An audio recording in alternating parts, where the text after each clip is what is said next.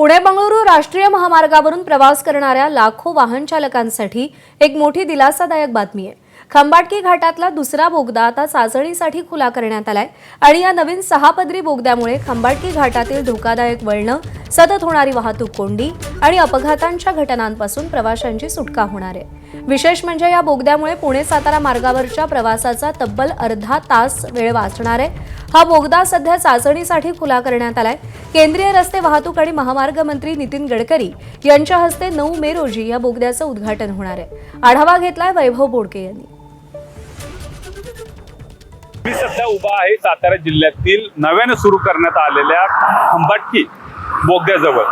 या ठिकाणी पुणे बेंगलोर राष्ट्रीय महामार्गावर हा जो अत्यंत महत्त्वाचा मानला जाणारा खंबाटकी घाटातील दुसरा बोगदा आता चाचणीसाठी देखील खुला करण्यात आला आहे।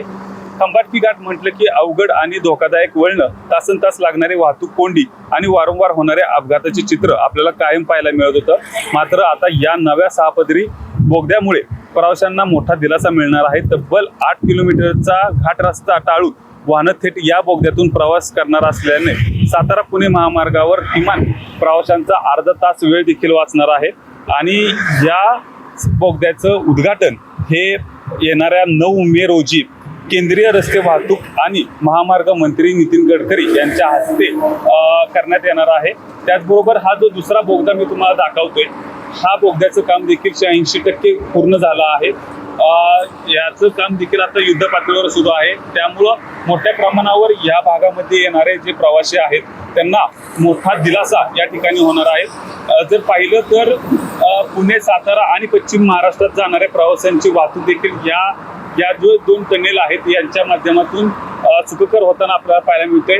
आता जो खंबाटकी बोगद्याचा जे दुसरा बोगदा आहे त्याची चाचणी सुरू आहे, यातून वाहनं जाताना देखील हे दृश्य आपण पाहतो। हा बोगदा तब्बल 1300.7 मीटरचा आहे। त्यामुळं मोठ्या प्रमाणावर जी खंबाटकी घाटामध्ये जी धोकादायक वळणं आहेत त्यामुळं जी वाहतूक कोंडी होत होती यापासून प्रवाशांचा सुटका होताना आपल्याला पाहायला मिळते। कॅमेरामन ओंकारसह वैभव बोडके, एबीपी माझा, खंबाटकी बोगदा, सातारा।